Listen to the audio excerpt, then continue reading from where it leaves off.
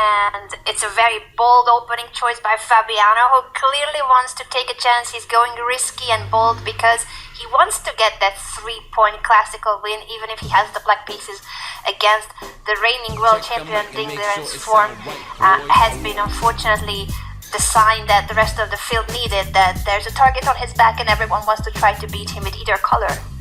I agree, but in this case, if Fabiano is playing one of those must-win openings that usually reserved for online blitz chess, David, I mean, just being honest, this is a terrible opening for black. Like, this is a horrible position, and like, if Ding Liren can just find the energy, now would be the time. We applauded the idea that he might go for a win yesterday as black. Against Praggnanandhaa in Classical, he had an advantage, and we felt he had all the cards, but offered a draw the moment they reached move 30, which for those who don't understand the reference, move 30 is when you are legally allowed to offer a draw in the format. There are no draw offers possible until you played at least 30 moves, so that was disappointing yesterday, to say the least, because we thought Ding Liren might have had it in him to launch a kingside attack as black. But in this game, if Ding Liren doesn't use that space and stay aggressive and put pressure on Fabi, oh man, then it's like, will he ever, David? Yeah, great question, Danny. I mean, you mentioned how dodgy this opening is. I don't think I'd even play it at blitz. It just looks so hard for black to come up with active ideas. Also, if we backtrack and just show what's happened over the last half dozen moves, a lot of cause for confidence for Ding Liren as black castles here. We last left it after bishop to f5. We talked about how this isn't a typical move in the King's Indian. It is aimed against white, developing a big pawn center, pushing forward in the middle of the board. e4 now kept under watch here, but queen to b3. Clearly Ding has done his prep. Fabi has played this before, I should mention, including in the US Championship, so he's played it in some big games, but this is supposed to be the way to handle it for white according to the computer. I've studied this myself, and pawn to b6, h3, a really sneaky, quiet move here, and after black develops the bishop, g4 aggression. I mean, this is a good sign for Ding, I'm going to say. If he wasn't in a fighting mood, he wouldn't have played g4. He kicks this bishop back all the way home to its starting square. Talked about Nakamura's pieces, mirror image here, Fabiano undeveloping, and now e4.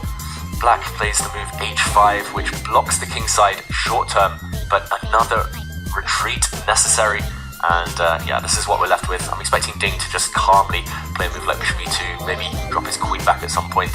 This is going to transpose to something that might resemble a King's Indian, after black plays the move e5, or maybe c5, but either way, I'm not too optimistic. White will happily block the center and say, okay, I control the center, queen side, king side, everything. Anna, this is controversial, this opening choice. Very controversial, and I'm loving it for Ding Liren. I think he needs this. He needs that he has what could be a potentially really good start to a great game. I think he needs that confidence boost because he has it in him.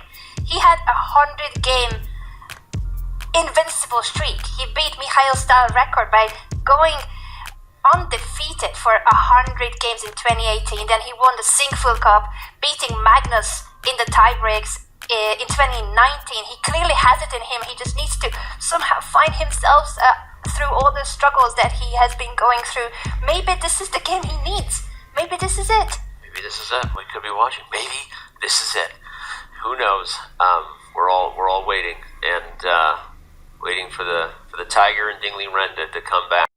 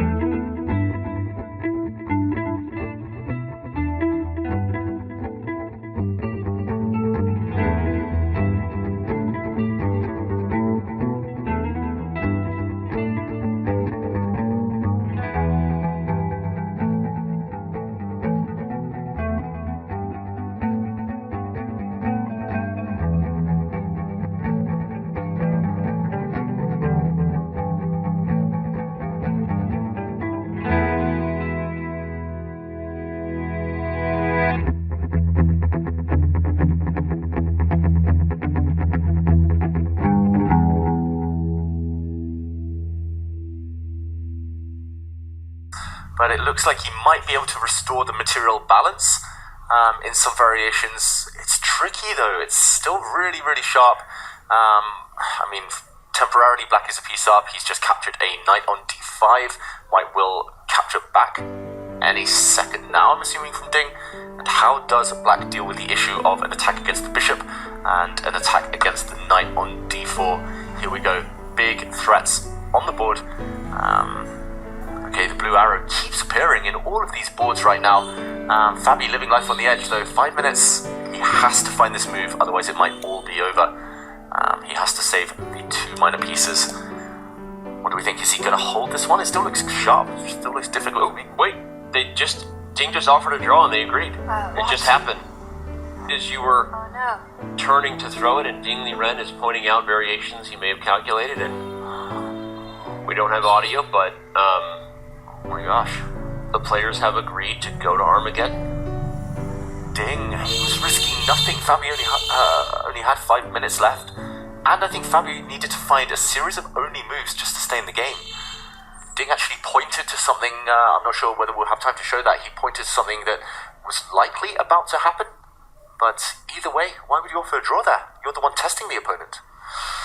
Definitely, even if the advantage is already gone, and I think Ding Liren felt it. He felt that